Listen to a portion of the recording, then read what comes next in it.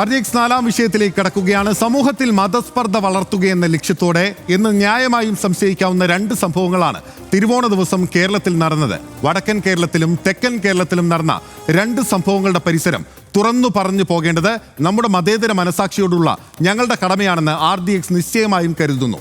കണ്ണൂരിലെ മാടായിപ്പാറയിൽ രാഷ്ട്രീയ ലക്ഷ്യത്തോടെ നീക്കം നടത്തിയത് ജമാഅത്തെ ഇസ്ലാമിയുടെ പോഷക സംഘടന GIO ആയിരുന്നെങ്കിൽ കൊല്ലം മുതുപിലാക്കാട് പാർത്ഥസാരഥി ക്ഷേത്രത്തിൽ മുതലെടുപ്പ് ശ്രമം നടത്തിയത് സംഘപരിവാറാണ്. എന്താണ് മാടായിപ്പാറയിലും മുതുപിലാക്കാടും നടന്നത്? കാണാം RDX റാപ്പ് 59 സെക്കൻഡ്. തിരുവോണ ദിവസമാണ് കണ്ണൂർ മാടായിപ്പാറയിലും കൊല്ലം മുതുപിലാക്കാടും കേരളത്തിന്റെ മതനിരപേക്ഷ മനസ്സിനെ അലോസരപ്പെടുത്തിയ സംഭവങ്ങളുണ്ടായത്. ജമാഅത്തെ ഇസ്ലാമിയുടെ പോഷക സംഘടനയായ ഗേൾസ് ഇസ്ലാമിക് ഓർഗനൈസേഷൻ പ്രവർത്തകരാണ് മാടായിപ്പാറയിലെ ദേവസ്വം ഭൂമിയിൽ പലസ്തീൻ അനുകൂല മുദ്രാവാക്യങ്ങൾ വിളിച്ച് പ്രകടനം നടത്തിയത്. ജൈവ വൈവിധ്യ കേന്ദ്രമായ മാടായിപ്പാറയിലേക്ക് നടത്തിയ പ്രതിഷേധത്തിൽ GIO പ്രവർത്തകർക്കെതിരെ പോലീസ് കേസെടുത്തു. പലസ്തീൻ അനുകൂല പ്രകടനത്തിന്റെ പേരിൽ ദേവസ്വം ഭൂമിയിലേക്കുള്ള കടന്നുകയറ്റം ആയുധമാക്കിയിരിക്കുകയാണ് BJP. കൊല്ലം മുതുപിലാക്കാട് പാർത്ഥസാരഥി ക്ഷേത്രത്തിന് മുന്നിൽ പൂക്കളത്തിനൊപ്പം കാവിക്കൊടി വരച്ചത് തിരുവോണ നാളിൽ. പൂക്കളത്തിന് സമീപം ഛത്രപതി ശിവജിയുടെ ഫ്ലക്സ് ബോർഡും പൂക്കളമിട്ട യുവാക്കൾ സ്ഥാപിച്ചു. രാഷ്ട്രീയ ചിഹ്നങ്ങൾ നീക്കം ചെയ്യണമെന്ന് യുവാക്കളോട് ക്ഷേത്ര ഭരണസമിതി ആവശ്യപ്പെട്ടു. അതിന് തയ്യാറാകാതിരുന്നതോടെ ക്ഷേത്രം ഭരണസമിതി പോലീസിൽ പരാതി നൽകുകയായിരുന്നു. പൂക്കളത്തിന് സമീപം എഴുതിയ ഓപ്പറേഷൻ സിന്ദൂർ മായ്ക്കാൻ പോലീസ് ആവശ്യപ്പെട്ടെന്ന് ചൂണ്ടിക്കാട്ടി വിഷയത്തെ വളച്ചൊടിക്കുന്നതും അത് BJP രാഷ്ട്രീയ ആയുധമാക്കുന്നതുമാണ് പിന്നീട് കണ്ടത്. RDX rap news Malayalam.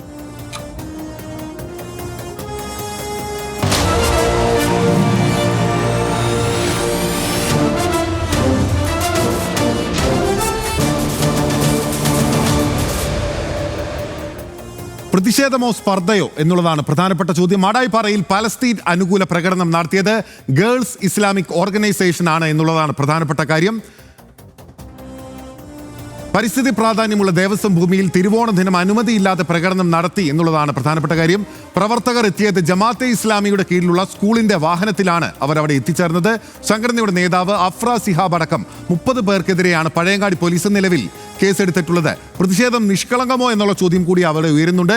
Madayipara ജൈവ വൈവിധ്യ സംരക്ഷണ ചുമതല പോലീസിന് നൽകിയ ഹൈക്കോടതി ഉത്തരവ് നിലവിൽ നിലനിൽക്കുന്ന ഒരു വസ്തുതയാണ്. സ്പർദ്ധ ഉണ്ടാക്കുന്ന നടപടിയും പരിസ്ഥിതി പ്രാധാന്യമുള്ള മേഖലയിലെ കടന്നുകയറ്റവും ചൂണ്ടിക്കാട്ടിയാണ് ഇപ്പോൾ അവിടെ പോലീസ് FIR ഇട്ടിരിക്കുന്നത്. പ്രദേശത്ത് പ്രകടനം നടത്താൻ അനുമതിയില്ലെന്ന് മാടായിപ്പാറ സംരക്ഷണ സമിതിയും വ്യക്തമാക്കുന്ന ഒരു പശ്ചാത്തലമുണ്ട്. ദേവസ്വം ഭൂമിയിലെ കടന്നുകയറ്റത്തിനെതിരെ ക്ഷേത്ര സംരക്ഷണ സമിതിയും BJPയും ഒരേ സമയം രംഗത്തെത്തിയിരിക്കുകയാണ്. പൂക്കളത്തിലെ കാവിക്കൊടി നമ്മൾ കണ്ട ഒരു വസ്തുതയാണ്. മുതുപിലാക്കാട് പാർത്ഥസാരഥി ക്ഷേത്രത്തിന് മുന്നിലെ പൂക്കളത്തിനൊപ്പം കാവിക്കൊടിയും വരയ്ക്കുന്ന ഒരു കാഴ്ച നമ്മൾ കണ്ടു. പൂക്കളത്തിനൊപ്പം കാവിക്കൊടി വരച്ചത് തിരുവോണ നാളിലാണ് എന്നുള്ളതും നമ്മൾ വാർത്തകളിൽ കണ്ടതാണ്. രാഷ്ട്രീയ ചിഹ്നങ്ങളും നീക്കം ചെയ്യണമെന്ന് യുവാക്കളോട് ക്ഷേത്ര ഭരണസമിതി നേരത്തെ തന്നെ ആവശ്യപ്പെട്ടിരുന്നതാണ്. അതിന് തയ്യാറാകാതിരുന്നതോടെ ക്ഷേത്രം ഭരണസമിതി പോലീസിൽ പരാതി നൽകുകയാണ് അവിടെ ചെയ്തിട്ടുള്ളത്. ഓണത്തിനിടെ രാഷ്ട്രീയ കളി എന്നുള്ള പ്രധാനപ്പെട്ട ചോദ്യമുണ്ട്.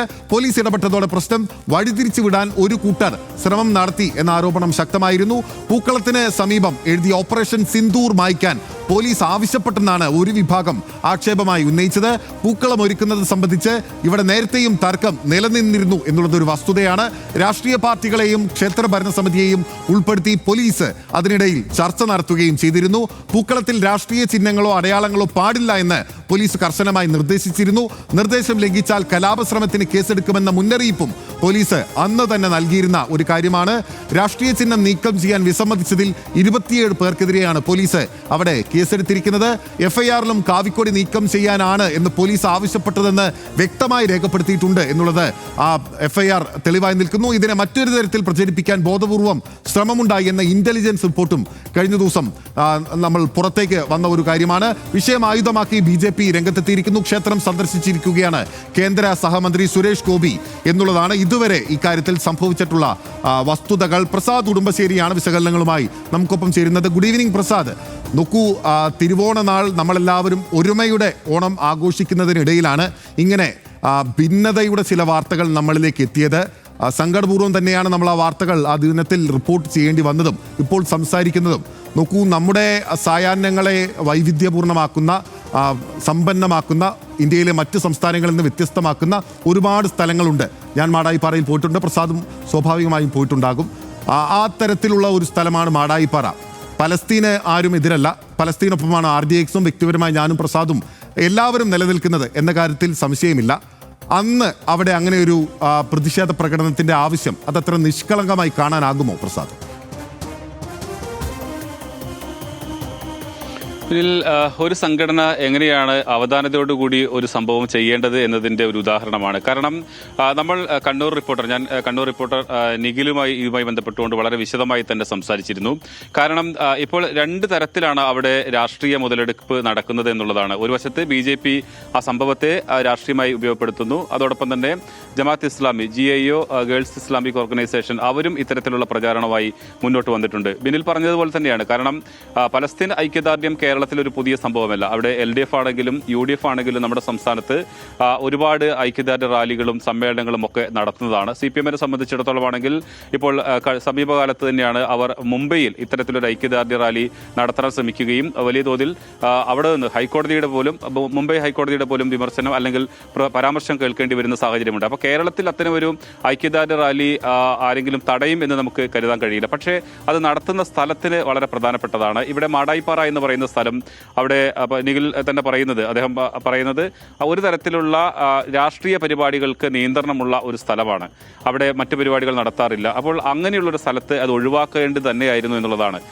പലസ്തീൻ ഐക്യദാർഢ്യ റാലി അവർക്ക് വേണമെങ്കിൽ മറ്റൊരു സ്ഥലം കണ്ടെത്താമായിരുന്നു, അവിടെ നടത്താമായിരുന്നു. അപ്പോൾ എന്തുകൊണ്ട് ഇവിടെ തന്നെ തെരഞ്ഞെടുത്തു എന്നുള്ളതാണ് അതിൻ്റെ ഒരു വശം. ഒരുപക്ഷെ അവർ പറയുന്നത് വിനോദസഞ്ചാരികളും പ്രാദേശിക ടൂറിസം നടക്കുന്ന ഒരു പ്രദേശമാണ്, ഒരുപാട് ആളുകൾ വരുന്നതാണ്. അപ്പോൾ അവിടെ ശ്രദ്ധ ആകർഷിക്കാൻ വേണ്ടി ചെയ്തതാകാം എന്നുള്ളതാണ്. പക്ഷേ അതിനെ അത്രത്തോളം നിഷ്കളങ്കമായി കാണാൻ കഴിയാത്ത രീതിയിലാണ് അവിടെ നിന്നും വരുന്ന പ്രതികരണങ്ങൾ അല്ലെങ്കിൽ അതിൻ്റെ തുടർചലനങ്ങൾ നമുക്ക് കാണാൻ കഴിയുന്നത് എന്നുള്ളതാണ്. BJP നിലവിൽ തന്നെ അതൊരു രാഷ്ട്രീയ ആയുധമാക്കി ഉപയോഗപ്പെടുത്തുന്നുണ്ട്. ദേവസ്വം ഭൂമിയിൽ ഇത്തരത്തിൽ ഒരു ഐക്യദാർഢ്യ റാലി നടത്തിയിരിക്കുന്നു. ജമാഅത്ത് ഇസ്ലാമി ഒരു പരിപാടി നടത്തിയിരിക്കുന്ന രീതിയിൽ BJP-യും അതോടൊപ്പം തന്നെ ഇവിടെ പലസ്തീൻ ഐക്യദാർഢ്യ റാലി നടത്താൻ കഴിയുന്ന സാഹചര്യമില്ല, പോലീസ് കേസെടുക്കുന്നു എന്ന് പറഞ്ഞ് ജമാഅത്ത് ഇസ്ലാമിയും GI-യും ഒക്കെ രംഗത്തിറങ്ങുന്ന ഒരു സാഹചര്യമുണ്ടായി. അപ്പോൾ അത് കൃത്യമായും ഒഴിവാക്കാമായിരുന്ന ഒരു സംഭവമാണ്. അവിടെ പഴയങ്ങാടി പോലെ അതിൻ്റെ സമീപ പ്രദേശങ്ങളിലെല്ലാം തന്നെ അത് നടത്താൻ കഴിയുന്ന ഒരു സാഹചര്യമുണ്ടായി. അപ്പോൾ എന്തുകൊണ്ട് അവിടെ തന്നെ തെരഞ്ഞെടുത്തു എന്നുള്ളത് അപ്പോൾ ഒരുപക്ഷെ ചോദിക്കാം, എവിടെയും നടത്താൻ പറ്റില്ല എന്നുള്ളൊരു മറുചോദ്യവും നമുക്ക് പ്രതീക്ഷിക്കേണ്ടതാണ്. പക്ഷേ അവിടെ അത്തരത്തിൽ പോലീസിന്റെ നിയന്ത്രണമുണ്ട്. ഹൈക്കോടതി പോലും ഒരു ഘട്ടത്തിൽ ഇടപെട്ടതാണ്. അവിടെ അത്തരത്തിലുള്ള രാഷ്ട്രീയ പരിപാടികളൊന്നും തന്നെ നടത്താൻ പാടില്ല എന്നുള്ളതാണ്. അതുകൊണ്ടുകൂടിയാണ് അവിടെ പോലീസ് എടുത്തത്. നമ്മൾ ആദ്യം അന്വേഷിച്ച് എന്തുകൊണ്ട് ഐക്യദാർഢ്യ റാലി നടത്തിയതിന്റെ പേരിലല്ല പോലീസ് അവിടെ അവർക്കെതിരെ കേസെടുക്കുന്നത്.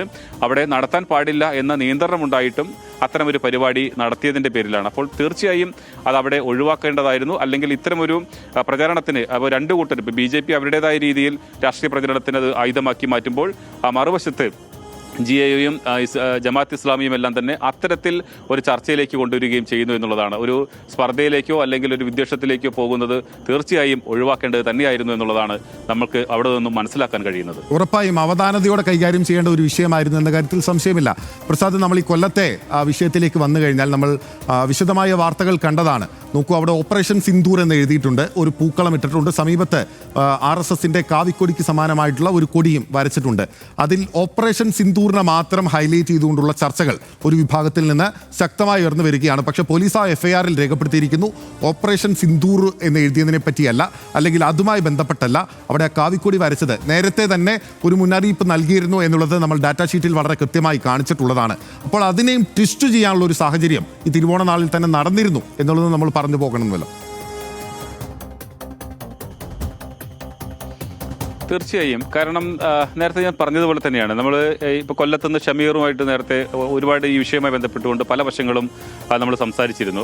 അവിടെ നിന്ന് മനസ്സിലാക്കാൻ കഴിയുന്നത് മനഃപൂർവ്വം വഴിതിരിച്ചു വിട്ട ഒരു സംഭവമാണ്. കാരണം അവിടുത്തെ ഭരണസമിതി എന്ന് പറയുന്നത് കോൺഗ്രസിൻ്റെയും CPM-ൻ്റെയും എല്ലാം തന്നെ ആളുകൾ ചേരുന്ന, എല്ലാ രാഷ്ട്രീയ പാർട്ടിയിലെ ആളുകൾ ചേരുന്ന ഒരു ക്ഷേത്ര ഭരണസമിതിയാണ്. അപ്പോൾ അവിടെ ഈ ഉത്സവങ്ങൾക്ക് വെച്ച നിയന്ത്രണം ഒരു തരത്തിലുള്ള രാഷ്ട്രീയ ചിഹ്നങ്ങളോ അടയാളങ്ങളോ ഒഴിവാക്കണം എന്നുള്ളതാണ്. കാരണം അത്തരം സ്ഥലങ്ങളിൽ അല്പം സെൻസേഷണലായ ഏരിയകളിൽ അത് ഒഴിവാക്കേണ്ടതാണ്. അങ്ങനെയുള്ള നിർദ്ദേശമുണ്ടായിരുന്നു. അതിനെ അവഗണിച്ചുകൊണ്ടാണ് ആ ഒരു പൂക്കളമിട്ടതും.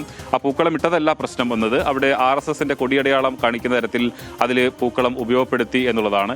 അതിനെതിരെയാണ് ക്ഷേത്ര ഭരണസമിതി രംഗത്ത് വരികയും അത് ഉപയോഗിക്കാൻ പാടില്ല എന്ന് പറയുകയും ചെയ്തിട്ടുള്ളത്. പോലീസ് കേസെടുക്കുകയും ചെയ്തിട്ടുള്ളതാണ്. പക്ഷേ നോക്കൂ ബിനിൽ, അവിടെ പക്ഷേ വഴിതിരിഞ്ഞു പോയത് എവിടെയാണ്? ഓപ്പറേഷൻ സിന്ദൂർ എന്ന് എഴുതിയതിന്റെ പേരിലാണ് കേസെടുത്തത് എന്നുള്ളൊരു പ്രചരണം നടക്കുന്നു. പോലീസിന്റെ FIR-ൽ അങ്ങനെ ഒരു പരാമർശമേ ഇല്ല എന്നുള്ളത് വളരെ വ്യക്തമാണ്. അങ്ങനെ അത്തരത്തിലൊരു അതിൻ്റെ പേരിലല്ല കേസെടുത്തിട്ടുള്ളത്. നേരത്തെ അവിടെ ഉണ്ടായിരുന്ന നിയന്ത്രണം അല്ലെങ്കിൽ ഒരു ധാരണ തെറ്റിച്ചതുകൊണ്ട് അവിടെ ഒരു സ്പർദ്ധ ഉണ്ടാക്കുന്ന തരത്തിലേക്ക് അത് പോകുന്ന ഒരു ഘട്ടത്തിലാണ് പോലീസിന് കേസെടുക്കേണ്ടി വന്നിട്ടുള്ളത്. അവിടെ കഴിഞ്ഞ ദിവസം ഇന്നലെയാണ് കേന്ദ്ര സഹമന്ത്രി സുരേഷ് ഗോപി അവിടെ സന്ദർശിക്കുന്നത്. അദ്ദേഹം അവിടെ ചെന്ന് ഈ സിന്ദൂരമെല്ലാം തന്നെ കാണിക്കുകയാണ്. അപ്പോൾ അതിന് എന്താണ് അവർ കൊടുക്കുന്ന ഒരു സന്ദേശം എന്ന് പറയുന്നത്, അതിനെ എങ്ങനെ രാഷ്ട്രീയമായി ഉപയോഗപ്പെടുത്താം എന്നുള്ളൊരു അവസരമാണ് അതിൽ കാണുന്നത്. തീർച്ചയായും ആ രീതിയിലല്ല വസ്തുത എന്നുള്ളത് വളരെ പകൽ പോലെ വ്യക്തമാണ്. അവിടെ ആ പൂക്കളമിട്ടതിന്റെ പേരിൽ അവിടെ ഈ രാഷ്ട്രീയ അടയാളം, അവിടുത്തെ മുൻ ധാരണയ്ക്ക് വിരുദ്ധമായി ആ രാഷ്ട്രീയ അടയാളം അല്ലെങ്കിൽ ആ കൊടി വെച്ചതിന്റെ പേരിലാണ് അവിടെ കേസെടുക്കുകയും അവിടെ ക്ഷേത്ര ഭരണ സമിതിക്ക് വിയോജിപ്പുണ്ടാവുകയും ചെയ്തിട്ടുള്ളത്. ഒരു ഘട്ടത്തിലും ഓപ്പറേഷൻ സിന്ദൂർ എന്ന് പറയുന്നത് നമ്മുടെ രാജ്യത്തെ സംബന്ധിച്ചിടത്തോളം വളരെ അഭിമാനമായി നമ്മൾ നടക്കുന്ന ഒരു തിരിച്ചടി തന്നെയായിരുന്നു. അതിന് ഒരു തരത്തിലും എല്ലാവരും കേരളത്തിൽ മാത്രമല്ല ഇന്ത്യക്കാർ മുഴുവൻ ആ തിരിച്ചടിയെ നമ്മൾ നോക്കി കണ്ടതാണ്. അപ്പോൾ അതിങ്ങനെ പൂക്കളത്തിൽ അത് ഉപയോഗിച്ചു എന്നതിന്റെ പേരിൽ ഒരിക്കലും പോലീസ് കേസെടുത്തിട്ടില്ല എന്നുള്ളതാണ് വസ്തുതാപരമായി ശരി. അവിടെയും വസ്തുതകൾ വളച്ചൊടിക്കാനുള്ള ശ്രമമാണ് നടന്നത് എന്ന കാര്യത്തിൽ സംശയമില്ല. Thank you. പ്രസാദ് ഉടുമ്പശ്ശേരിയാണ് വിശകലനങ്ങളുമായി നമുക്കൊപ്പം ചേർന്നത്. നമ്മുടെ സമാധാനം രണ്ടു കതിനകളെ കൂട്ടിയിണക്കുന്ന വഴിമരുന്നിന്റെ ഇടവേളയാണ്, അത് തീ കാത്തിരിക്കുന്നു എന്നെഴുതിയത് മലയാളത്തിന്റെ പ്രിയപ്പെട്ട കവി ബാലചന്ദ്രൻ ചുള്ളിക്കാടാണ്. അതെഴുതിയ കാലത്തെ ഇന്ത്യൻ യാഥാർത്ഥ്യങ്ങളിൽ നിന്നാകാം കവി അങ്ങനെ ഒരു ആശങ്കാകുലമായ സാമൂഹിക ബോധത്തിലേക്ക് എത്തിയത്. സഹിഷ്ണുതയുടെയും സഹജീവിതത്തിന്റെയും ഒരേടായ കേരളത്തിൽ കലാപത്തിലേക്കുള്ള വഴിമരുന്നിന് തീ പകരാനുള്ള ശ്രമങ്ങൾ ചരിത്രത്തിൽ അധികമൊന്നും വിലപ്പോയിട്ടില്ല.